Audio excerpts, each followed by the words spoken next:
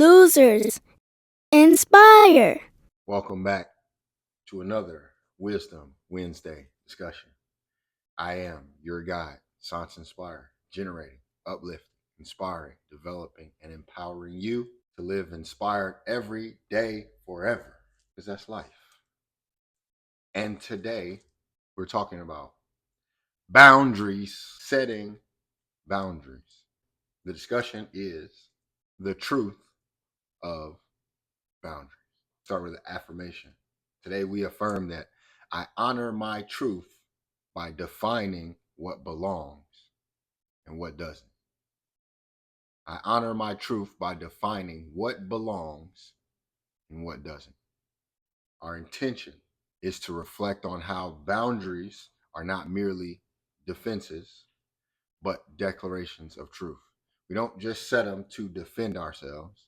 We set them because they are the truth of who we are. It is an act of self-love to set a boundary. It creates clarity, it protects our peace, and it sustains our alignment. And so the outcome by the end of this discussion, you will recognize where compromised boundaries weaken your alignment. You'll be able to reframe boundaries as sacred tools of self-honor. And you will be able to identify one practical, loving boundary to reinforce this week, this month. So to start, let's move from the walls, which we have set up out of fear, and let's move into defining our boundaries. So the guiding quote that we have for this comes from Maya Angelou. And Maya says, Miss Angelou says, when someone shows you who they are, believe them the first time. When someone shows you who they are, believe them the first time. Not second, not the third, not the fourth, the first time. Because we're talking about boundaries, you want to keep that in mind. Because a lot of times this is how, or one of the first ways in which we lower or weaken our boundaries. We don't believe the first time. Say, nah, maybe. Then the second time. Then the third time. And by then, your walls have been torn down. You have no boundaries. You're stuck out there wondering, how did this happen? So we don't want to put ourselves in that position anymore. We're talking about the truth of boundaries. The guiding prompt questions that I want us to think about as we go through this discussion. The first one is, where only to lose both? Where have you traded truth for peace, only to lose both of them? I don't have no truth. I don't have no peace. Second is, what's the difference between a wall that shuts people out and a boundary that honors both you and them? What's the difference between a wall that shuts people out and a boundary that honors both you and them? These are the prompt questions that I want us to think about as our discussion goes on. And again, towards the end, we have closing questions, which we take forward after the discussion and begins to build out our week, our day, our month. But these questions are going to guide us through this discussion. And the LiEF Lens, how we look at this in a forever perspective, is living inspired every day forever means that boundaries are not about shutting down. You don't put the boundaries up to shut things down. They're about standing firm in the love that you have first, most importantly, within ourselves. So every clear no that you express creates the space for a powerful yes. Keep saying yes, yes, yes, yes, yes, yes, yes. You ain't got no space. It's taken up. You can't move. So every no creates space for a powerful yes. So how do we then understand the impact? Why boundaries matter? Why do we set boundaries anyway? And the core principle of this is to remember and to remind ourselves and to understand that a boundary is simply the distance at which your love can flow freely for others and yourself. Boundaries protect your energy, they sustain clarity, and then they affirm your worth. So you're not setting the boundaries for them. You're setting them for yourself. You're setting them so that you can continue to flow freely. Because without this, you might go overboard. Without the boundary there, some things might be getting in that should be left out. I know a lot of times we think of this person did this to me, so now I'm setting a boundary that. And the first question one of the prompt questions that we had was, what is the difference between a wall and a boundary? Sometimes we're thinking we're setting a boundary when we're putting up a wall. The wall creates for them. The boundary creates for us. So the boundary creates for them, or the wall is created for them. The boundary we create for us. And we struggle a lot of times with these boundaries because one of the first things we begin to think about is outside of ourselves. So we begin to think of fear of rejection. Not if I say no, they'll leave. So I don't want them to leave. So I'll just agree. Let me just say yes. I don't want to be rejected. So I'm not going to put up a boundary. I'm just going to let any and everybody in because the fear that no one will want to be around, that they'll all leave. We feel guilty that if I protect myself, that I'm selfish. That's one of the biggest ones. We fear rejection, but then we feel guilty about protecting ourselves. We don't want someone else to feel bad. But a lot of times what happens is you don't have that fear of rejection, so people just come in and they trample all over you. There's no guilt, so you don't protect yourself, so you're left vulnerable. And then there's old conditioning. This old mindset that we received, that was passed down, that tells us that peace comes from pleasing others, that we have to forget about ourselves, put away ourself, and do for others.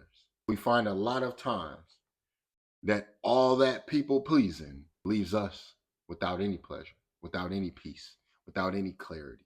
Seems like the more we attempt to please everybody else, and we are left with nothing. And we don't have enough for ourselves. So we're afraid of rejection, so we don't want to set a boundary. We feel guilty, so we don't want to set a boundary. And then we want to please everybody, so we don't set a boundary. These are the perfect ingredients for those who have ill intentions to come into your garden and take whatever they want, to come into the castle and ransack. So if we think about it, the fear of rejection, the guilt, the old conditioning, it works for those who want to go through, or completely remove your boundaries, because they will play on those same things. They will threaten you to leave, that they'll leave, to play on your fear of rejection or that you don't want to be alone. They will guilt trip you into thinking that you're doing something wrong or that you are selfish. Then they'll tap into that old conditioning that you're only thinking about yourself and you don't want to help others. Yet we never hear anybody tell that person. Rarely do we hear. I haven't heard it. I was never told, hey, stop trying to help everybody. Here, save some for yourself. None of the people who are okay with going around my boundaries or me not even having any boundaries, they never mentioned that to me. They never said, hey, listen, you know what? You need to set some boundaries. You need to be more stricter. You need to start loving yourself. It wasn't until I started doing that. It wasn't until I stopped being fearful of rejection that I started saying no that all of a sudden it's a problem. It wasn't until that I stopped feeling guilty and began to protect myself that all of a sudden I'm selfish. It wasn't until that I stopped pleasing others and started to find ways to please myself that I changed. Before that, it was okay. Not having boundaries was okay. I fit in. Now, once you start to develop your boundaries, you stand out. Now things are different, and they truly are different, because what I experience now is the same type of, I don't want to say disappointment, but you have the same interactions with people, except for now when I say no, I don't feel guilty. When they guilt trip, they trip, I don't. They want me to people please, I see no reason to. And each day is more in my control as far as my emotions go. I'm no longer up, down all the time, just all over the place. when I do go down, I'm able to sit with that. When I'm up, I'm able to sit with that. Because the boundaries that I set allow me to stay within my castle, you'd say. It allows me to stay within that peace and I don't get outside of that. Because I develop those boundaries so that I can protect my energy, so that I can sustain clarity in my life, and so that I can affirm my worth. Before I had walls up, which were made out of fear because I'm trying to avoid being hurt or trying not to go over there. But those walls that I put up, they can find me. That wasn't protection. It's like solitary confinement. You're stuck in that one place. And though we may need that for a certain time, we don't need that all the time. So we don't need walls as much as we need boundaries. And the cultural and spiritual anchors that we have to back this up, the first one is a Yoruba proverb, which says, a fence at the top is better than a hospital at the bottom. A fence at the top is better than a hospital at the bottom. So when I think about that, setting a fence at the top is like prevention. So prevention protects more than repair. You want to prevent things more than you want to be at the hospital trying to repair things. So if we set the fence at the top, we stay there. Or we can fall to the bottom. Setting a fence at the top is better than a hospital at the bottom. Prevention is better or protects. Prevention protects more than repair. Prevent it, and this reminds me, we used to have to do preventative maintenance when I was in the Marines. It was like you do these things to prevent the breakdown. And so if we begin to do preventative maintenance on ourselves, on our daily lives, we remove that breakdown, the need for repair later on. I just got a new vehicle and it's reminding me that if you keep up with our vehicles, then we don't need to repair them. And why that's coming up is because resale value. You want to take it back and sell it. Well, the vehicles that have been kept up the best normally have the most resale value. And I know we're talking about a car, but that relates to us. The better we keep ourselves up as we age and grow over, the more value we end up having in life. See, we think it's the other way around, that when we're young, we have the most value that we'll ever have. Actually, it's the opposite. But we don't keep ourselves up as we age, so then your value is lost. When I think of keeping myself up, that's what an elder is. Someone who has kept themselves so they can express to a younger generation what they may be experiencing. We seem to be losing out on a lot of that. A lot of elders, people who have kept themselves up to be able to express what we're experiencing. So we have a lot of youth that seem to be leading and they don't have the experience, but they have more expression. As we get older, we have more experience to go along with that expression. So just like that car's resale value, if we keep it up, no matter how many more miles, it's going to retain a value. If we start doing preventative maintenance on ourselves, we keep ourselves up to a point where we still retain value as we get older. Because we should retain value as we get older. Think about it. If you had something, it doesn't even matter what it is. If you had something from 1924, whether it was a button, a card, a stamp, a piece of clothing, a picture, it is more valuable because it came from a time so far ago. So you're like, oh my God, how long you had that? The value has increased, especially if that thing has been kept up. Now think about us. We are saying that as we get older, or we are letting society tell us that as we get older, you lose value when everything else, as it gets older, has more value to it. So we think that the value comes from the youth when we are not upkeeping ourselves and we're just out here running around doing whatever, have no care or concern, that we have more value then. Well, I'm here to tell you that your value actually increases over time.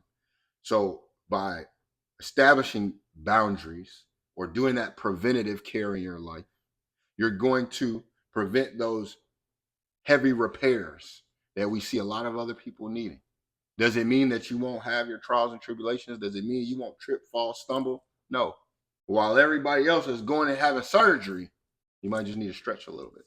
Saying that you have done the work early and consistently and often so you don't have those huge needs later on. A leak, you can fix that. You might have a blockage, you can clear that. You're not breaking down, being stuck on the side of the road of life, not being able to get yourself going, not being able to live inspired every day forever, or let alone to even grasp that it's a possibility. If you haven't upkept yourself, if you don't upkeep yourself, things like this are going to sound like hearsay. It's going to be unbelievable. You're just talking. It's nonsense. You're just saying whatever. But those who have begun to keep themselves will understand, no, this is real. And then I need to prevent things in order to protect myself. So by preventing, it doesn't mean that we run away, that we're afraid, that we build walls, that we try to box ourselves in. Prevention comes through our understanding. And the more that we understand about ourselves, the more we can begin to prevent, because we are protecting. We're not avoiding. A Buddhist teaching tells us that peace comes from within. Do not seek it without. Peace comes from within. Do not seek it without. So boundaries ground peace in inner alignment first. So we're setting the boundaries for us so that we are grounded and we are peaceful within, so that on the outside, you can also feel that, express that, and experience that. Yet when we look outside and we try to flip it, we want to go outside in. So when we're not grounded inside, when we don't have the alignment or the peace or the boundaries, then you see that on the outside. This stuff is internal before it ever is external. So to fix it, you can't go outside. You got to go inside to where it starts. And we've been outside so long trying to do all these things on the outside, and yet we're still struggling because it's within us. It's inside where you can't see it. On the outside, we can see. We can put on makeup. We can put on clothes. We can have all these trinkets, the cars, the homes, all of those aesthetics. And on the inside, you're empty. That can be seen and felt on the outside. Yet when we understand the boundaries ground peace in inner alignment first, then we work on that internal self. And that is what pours out of us. And that is seen and felt. And it's unbelievable because what they see and feel, they don't believe that it's real. Can't be. How'd you get up? How'd you inside, not outside? And the scripture that we have, the first one, because we have two today, comes from Ecclesiastes chapter 3, verse 7. It says, a time to rend and a time to sow, a time to keep silence and a time to speak, a time to rend. Rend means to tear, which is symbolizing a necessary disruption. So a time to rend is, hey, there's going to be a time that you're going to have to cut ties, that you're going to have to break these patterns or release what no longer serves you. That is you being decisive, sovereign, and unapologetic. There's a time for that. And there's a time to sow. So if there's a time to tear, to disconnect, to break patterns, to release, there's also a time to sow. Sowing is an act of repair, right? To integrate or restore. You can sow something by repairing, maybe you sow the hole in your jeans. You can sow to integrate two patterns into one, or you can sow to restore something. Oh, that old blanket, we're going to fix it. Your old jacket, we're going to restore it. So sowing, there's a time for us to cut ties, to break patterns, to release. There's also a time for us to repair, to integrate, and restore. And it's not just about mending. It is intentionally choosing. We intentionally choose what to reweave into our life. We're not just mending anything, accepting anything. You're saying, nope, this, I'm going to put this, I'm going to take this, I'm going to take that. I don't want any more of that. So that is when we are being intentional, we're being observant and emotionally precise. So When we're breaking patterns or releasing what no longer serves us, we are being decisive, we are being sovereign, and we are being unapologetic. And then when we are sowing, we are being intentional, we are being observant, we see what we need, and then we are being emotionally precise by determining exactly what is needed. All right. These boundaries are for timing and truth, not simply about permanence. We're not believing that these boundaries are just forever. They're about timing. They may shift and change. The boundary may be way over there and it might slide in a little bit. Right? It's not about permanence. It is about timing and truth. So you tear when the fabric is false, when you need to. It's not real. I gotta tear this. Rend it, get it out of here. And we sew when that thread is sacred. When it's really something meant for us, we're gonna sew that. When it's not, we're gonna release it. And then when it says a time to keep silence and a time to speak, a silence and a time to speak is about restraint. There's a time to be quiet, and then there's a time to speak up, time to sit down, and a time to stand. So silence is not suppression. A lot of people think that when you're silent, you're suppressing, you're fearful. It's not suppression. You know what? I'm listening. I know it. I know I'm not supposed to say anything. What do they say? Smartest person in the room, often the quietest, not the loudest. That is what we're saying here. Not suppressing. I know when to speak. So that silence is honoring the space for reflection. It's honoring the space for healing. It's honoring the space for clarity to come through. In that silence, we are spacious. We are intuitive, listening within, and we are sovereign. We are ourselves. So I don't need to speak because to impress anybody. I don't need to speak because you told me to speak. I don't need to speak because the people that are here. I don't need to speak. This is my time to be silent. Yet when it is about speaking, when it is time to speak, I'm speaking about truth. I'm speaking in truth, not a reaction to or for something. So silence is not suppression. And when we are speaking, we're not speaking to or for anything. We are speaking because it is about truth telling. So our voice is the boundary. Your voice becomes the boundary. Right? It is a mirror, a sword, the guiding light. It is that which protects and is precise. This is why we shouldn't just be speaking just to speak, just to talk. A lot of people are just saying things. And nowadays it's become cool to just say the wrong thing or just say outlandish stuff just to get likes. And it's like, that's not rooted in self-respect. We got to understand that when we're speaking and we're speaking of truth, that is out of self-respect. What am I lying for? If we really think about why I would lie, that comes from that same fear, that same uncertainty, or that doubt. I'm gonna lie because I'm afraid if I tell you the truth that I don't get to control that. And the more that we think that we can, that's when you lost them. Soon as you thought, you know what, I can't tell this person the truth, let me lie, you gave up all rights because your intent was for that lie to keep something, and the truth shall set you free. And that's rooted in self-respect. So I'm telling the truth because that's what speaking is. If I'm not going to tell the truth, then there's no point of me speaking. And they were like, the truth hurts. Yes, the truth may hurt, yet it also heals. Because we say the truth hurts, then the lie must feel real good. It doesn't. And so, though truth may not also always be loud, truth is not always loud. To remind us that sometimes silence is the loudest boundary you can hold. Just be quiet. Tonight is the night. Just shh. I ain't say nothing. In your silence, they'll start making up things anyway. Just be silent. Don't say nothing. They'll start assuming anyway. So I guess this means you didn't even say anything. Because sometimes silence is the loudest boundary that you can hold. Yet when we speak, we're speaking out of truth. And so the second scripture that we have to back this up comes from Matthew, verse 5, chapter 37. And it says, but let your communication be yea, and your nay, nay.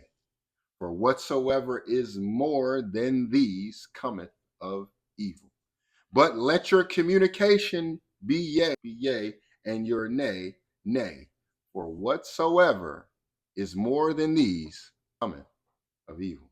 In other words, clarity in truth sustains integrity. Because truth is not performative. It doesn't perform for you. It's not trying to make you feel good. Truth is precise. It does not need embellishment. It doesn't need justification. It doesn't need manipulation. It simply is what it is. Truth. So, yay, nay, nay. That reflects sovereign speech. I say yay because it's yay. And if it's nay, then I say nay. I don't say yay because, well, I'm afraid to say nay, or say nay because I'm afraid to say yay. No, I said yes, and it was yes. And when I said no, it was no. And I meant both of those things. That is sovereign speech. That is not being fearful. A soul that knows its alignment, when you know who you are, you speak from that without distortion. I ain't got time to, what they say, I ain't got time to sugarcoat nothing. My grandma used to tell it like it is. I'm not a, what? Here it is. And I'm like, oh, dang, it was the truth. And if the truth shall set us free, why we lying so much? Unless that lie is that you are living inspired every day. Because that's the real lie, that you can't do it, that it's not possible. This is how it becomes possible. And when we add the forever, it becomes probable. So the lie, we actually live. Because again, truth is not performative. It is precise. It does not need embellishment. It doesn't need to be justified, nor does it need to be manipulated. I don't have to change it, flip it. I tell it what it is. Tell it like it is. The truth is what it is. And so when I said a soul that knows its alignment, when you know yourself, you have no fear of speaking from that. It's only when we don't know ourselves, when we don't have that connection to the Most High, that we're afraid, and we distort, and we justify, and we embellish, and we manipulate the truth. These things happen because we are not in alignment. So whatsoever is more than these cometh of evil. Evil here is not demonic. We think of this only in one way, that evil is demons, and it's not demonic, but it is energetic. It is talking about the energetic misalignment. What happens when truth is diluted? What happens when truth is twisted, flipped, distorted, over-explained? The chaos which ensues, that's the evil. And think about that. Whatsoever is more than these. So whatsoever is more than you saying yes when it's yes and nay when it's nay, that's going to cause the chaos. When you're saying yay when you wanted to say nay, and when you're saying nay when you should have said yay, that is what's going to cause you to dilute, twist, over-explain, and that is the chaos. Don't believe me? Let's look at your own life. Look at all the times you told the truth. They might have been upset, mad, or whatever. You was all right. Your life was not chaotic. You did not have to dilute, twist, or over-explain. You said no. They asked if this was good. You said no. You probably didn't like that. You said, I did. It's when they said, how do you like it? You said, well, I'm not trying to say that. Doing all that. Now that's chaos is ensuing. My auntie used to say, well, that's how lies get out. Because here you go. No, that's how lies get out. There you go with that. Just tell the truth. This is about discerning when to speak, when to stay silent, and how to speak with integrity when you do. These are the options we have. We have when to speak. Do I speak now? Do I stay silent now? Yet when I do speak, to speak with integrity. So there's no option to actually tell lies. If you can't tell the truth, be quiet. When it's time for you to speak with integrity. And if we follow these, setting these boundaries for ourselves, and we just follow that, what type of life does that produce on a day-to-day, leading to the weeks, the months, and the years? Yet when we don't set these boundaries for ourselves, and we don't discern when to speak, we speak out of turn. We don't discern when to stay silent, we always run our mouths. And we don't know how to speak from integrity, what type of life do we lead then? You ain't living inspired every day forever, I tell you that. That is whatsoever is more. That's when the evil comes. That's when the chaos ensues. That's when our life is topsy-turvy all over the place. Now we want to self-define, right? To name our truth. So this is when we get into the practical application. We don't just sit around and just listen to somebody talk. We are practically applying these things to our lives so that we can create a new experience. The expression creates the experience. So this is where you're going to write down where you've compromised your truth. Or if this month has started too early and you ain't did it, where did you compromise it last month? Or this year? Just where have you compromised your truth? And what did it cost you emotionally, mentally, and spiritually? Where have you compromised your truth, and what did it cost you emotionally, mentally, spiritually? And what boundary would honor your truth moving forward? What boundary would honor your truth moving forward? I want you to identify one non-negotiable boundary.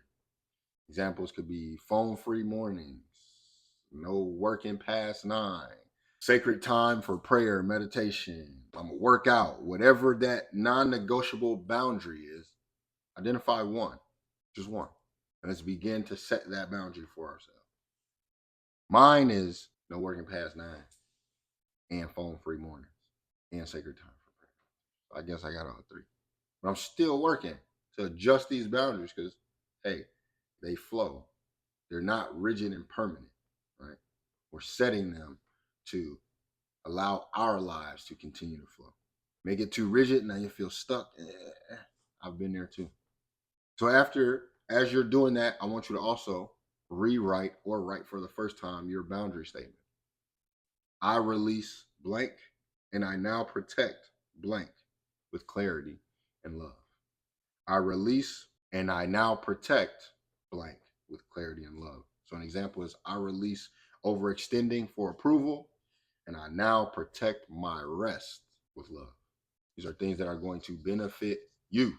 Now, before we leap forward and go into our leap protocol and close this out, I want to talk about the culture of overgiving and the guilt trap. Just kind of like how we got here and what we experience. So, symptoms of weak boundaries. One of those symptoms of a weak boundary, how do you know you got a weak boundary? Resentment. Doing what you don't want to. And then quietly building frustration. Listen, I just had that big.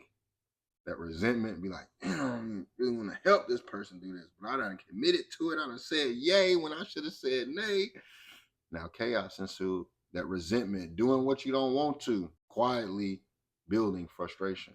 Before I decided to focus on my business, before I decided to sit in front of this camera, to be on this microphone talking, to live inspired every day forever, I was resenting myself, working for somebody else who didn't appreciate me, didn't care about me, had no concern.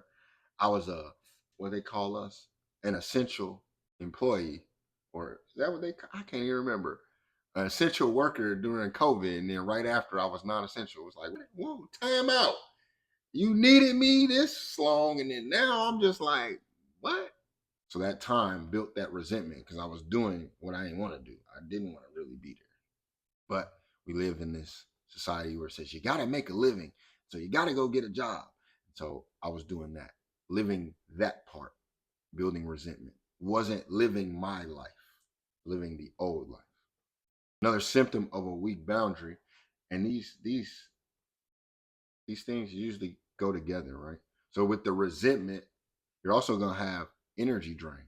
I don't even feel like it, bro. I just like feeling tired, unappreciated, feeling all 3, tired, used, and unappreciated. Now your energy is just down. I'm tired of being in this place. I hate walking in this building. I'm just counting the clock, waiting to get out of here. Soon as I step in there, I'm counting down when I leave. Think about that. You're doing what you don't want to do, and you ain't even got the energy to do it. And that normally leads to the last one, a loss of self. We have resentment, we have an energy drain, then we end up losing ourselves. We forget what we truly desire and value. We lost it. Somewhere along the lines, it got lost. At one point in time, maybe when we were a kid, to a teenager, a young adult, we saw so clearly what we thought we wanted, what we truly desired and valued, and then we forgot. And we get into this, I don't even care. It is what it is, man. I'm just here, man, clocking in. I'm just showing up so I don't get fined. I'm just here. I'm just a body at that point. This is not how we should live. It's not how we're supposed to live. Though we may be experiencing that now and seeing it to our left and our right and thinking that that is the norm, status quo, it should not be. It's not the way that we're meant to live. It's not how we were prescribed. It's not how we're commanded. It's simply how we are choosing to live because we got free will. And so because we've chosen to live that way, we can choose different, out with the old life, in with renewed life, where we are living inspired every day forever, because that is life. And so the barriers, those are the symptoms to weak boundaries. Now, barriers to boundaries go back into what we were talking about earlier. Guilt. We always guilting ourselves, or somebody's always trying to guilt us into something. Itching like my. We feel guilty, like I owe them my time. This person, because they might have done something for you before. This job, whatever the noun is, you might feel guilty because you feel like you owe them your time. You might be fearful, believing that they won't accept me if I say no. And if they won't accept you if you say no, then you need to say no so you can go. And what's coming in my head right now? You need to say no so you can go where everybody knows your name. And they're always glad you came. I don't know the rest of it. Cheers. We got to stop being afraid of saying no, because if we're not accepted for being, if I'm not accepted for being me, then who I want to be? I don't want to be you. Sorry. You might be a great person, but I love being me.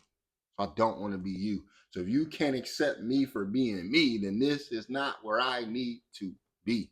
We have to be more comfortable in that, in our skin, to say, well, this is just a sign I don't need to be here anymore. Not, well, let me appease them. Let me diminish myself more. Let me weaken my boundaries so that they can feel more comfortable, when they would never do that so you could feel more comfortable. Yet again, we're not doing this out of fear of anything, or we're not doing this for something. So we want to remove that thought out of our mind to say, well, they would never do this for me, so why should I do this for them? We are doing this for us. So it's not that they would never do that for me. They would never do that for them. They would never pretty much establish a boundary for themselves. They would only want you to weaken yours. So we're in a position where we're like, nah, I want my life to flow the way that it needs to flow for me. I want to see peace, and I want to have clarity in my actions. So I'm setting the boundaries for that. It has nothing to do with you, whether you do or don't do. I'm not guilty. I don't owe anyone my time. I owe me my time. I'm not fearful that they won't accept me if I say no, because I accept me. So, no. And I have no doubt, right? Because a barrier to boundaries is doubt. You're wondering, am I being too rigid? Am I being too much? Am I being too harsh? Am I being too? There's no doubt that if I'm being too rigid, then I need to be rigid in that moment. If I'm being too strict, then there's a reason why I'm being strict in that moment. The fear, the uncertainty, and the doubt is all used to get us out of alignment. We're not fearful, we're not uncertain, and we're not doubtful. We stay in alignment. The boundaries keep us aligned. And our life antidote is that boundaries are not rejection, they are truth. So that boundary, my left lateral limit, my right lateral limit, these are my barriers of truth. On the other side of this boundary is the lie. On the other side of this boundary is the lie. In between that is the truth. That's where I live. I reside in between those boundaries. So it's not rejection. I'm not rejecting anything. This is the truth. I'm staying within that. So the boundaries are also not selfish. Because if they selfish, then I selfish. I'm a fish sell. I sell fish. Call me. All right. Your boundaries are sacred. And the time that I'm gonna tell you your boundaries is selfish is when I'm trying to get inside of them. And you got me on the outside and I'm trying to get in there. I'm be like, man, you so selfish. Let me in. Remember, it's not rejection, it's the truth. So if you're on the outside of that, let them ask themselves why boundaries. Why are you on the outside of their boundaries? Don't let them try to convince you to let them in or to weaken your boundaries. You got a question. Wait, whoa, hold on, time out. If you're on the outside of the boundary, then you ain't, that's where you're supposed to be. And what's coming to my mind right now is the movie Sinners. The movie Sinners. There was a boundary that was set. They went outside. If you was one of them ones, you couldn't get in unless you were invited in. So the whole goal was to get you to invite me in or to pull you outside. That's the same thing that they are doing to your boundaries. They are trying to convince you to let them inside of your boundary or to pull you outside of your boundary. Now you're one of them. One of us. One of us. No. You got to think, like, oh, wait, when you just here? So why don't you just walk in? Oh, I can't just walk. Oh, you're supposed to be out there. Dang. Yup. Your brother, your lover, your sister, your daughter, your son, your best friend, whoever it is, we have to develop and be like, you know what? Dang, it's you. Because if I let you inside my boundary is gone. If you pull me outside of my boundaries, I am gone. So what's more important? What's most important? And this cultural anchor that I have for this one comes from America, the Africanist Americans. So it's wisdom from African Americans, from me, from my people, my ancestors, which says that you teach people how to treat you by what you allow. This is something my grandmama taught me. All right, you keep letting people run over you and they're going to run over you. Dang. If you keep letting them do it, they're going to continue to do it. You teach people how to treat you by what you allow. So the moment we start thinking like this person's doing that because if you give them the power, yes, but you allow that to happen. So if you say no, it's going to stop. If you say yes, it's going to continue. Now, if we see that and understand that, now we can begin to see why somebody would want your boundaries to be weakened. Because I want you to allow me to run over you so I can continue to run over you. I want you to allow me to tell you a lie so I can continue to lie to you. I want you to allow me to manipulate you so I can continue to manipulate you. And if you stop it, then I'm going to say, man, what's wrong with you? Why are you being so selfish? Why are you being so mean? You are so rude. I thought you were different than this. And we have to allow them to think whatever they want to think. Because remember, you can give them everything. You can say no 99 times. You can say yes 99 times. And then the one time you say no, you're going to be the worst person in the world. So don't focus on that. Just be you. They're going to talk about you anyway. They're going to turn their back on you anyway. They're going to mistreat you anyway. And if you continue to allow that, it's never going to stop. So why are we so focused on them anyway? I don't have to tell this person to stop. I don't have to tell that person to stop. I just got to stop. I have to determine what I want. Set the boundaries and then watch as it happens. They're going, hey, man, I used to be able to get in here. What happened? We changed the locks. Oh, you just going to lock me out? We just going to lock you out. Let me in. I can't let you in. I'm sorry. And so now we leap forward. This is where we're going to align our boundaries. We are taking that leap in our LEAP protocol to locate, engage, anchor, and propel so that we can listen, invite, verify, and express and begin to experience life. So the first step is to locate. The prompt that we have for clarification, which leads into our life integration, is we're going to locate, I feel depleted when blank. And that's for you to answer. When do you feel depleted? I feel depleted when. And then you're going to listen to where your truth has been compromised. So you're going to listen. It says, I feel depleted when. You're just going to listen. And then write that in there, where your truth has been compromised. You're going to engage by stating that this pattern teaches me that I need to blank. And then you're going to invite love to replace guilt or fear. So you were guilty or fearful, remove that. You bring in that love. And that love that we talk about is not for others, it's for ourselves. Because when we lack that, that is the time we're going to be most guilty or fearful. Then we anchor in, hands on our chest. I anchor my boundary as an act of love. This is for me. So I anchor that because that's for me. It's not even about y'all anymore. The whole time I was making it about y'all, that was the issue. I was so focused on you, I couldn't even see myself. So I anchor my boundary as an act of love. And then we verify with a written or spoken declaration. So our anchor is also our verification. So you can say, I anchor my boundaries as an act of self love. You can write that down, you can speak it out, or you can create another declaration that goes on top of that. And then we propel forward by stating, today I will honor my boundaries by. How are you going to honor your boundaries? And then you express truth in your consistent action. So the expression is what we do. So we locate, engage, anchor, and propel. Right? As we locate, we listen.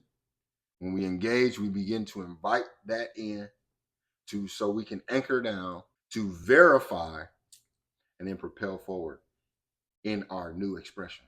So the new consistent action we begin to do is the expression of our life. So when you say, today I will honor my boundary by, and as you continue to consistently do that, that's your expression, creating a new experience in your life. So if it was like, you know what, no work after 9, and you continue to do that, that expression is going to create a new experience for your life.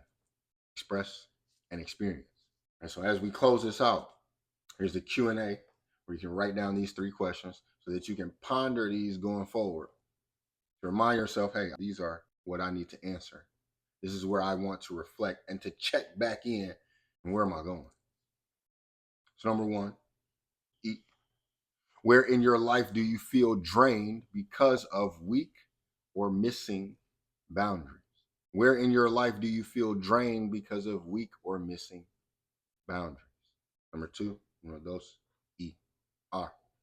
What guilt or fear rises when you attempt to set a boundary? When you attempt to set a boundary, what fear or guilt rises up? The moment you say, you know what, I'm about to stop. Oh no, they might get. What guilt or fear rises when you attempt to set a boundary?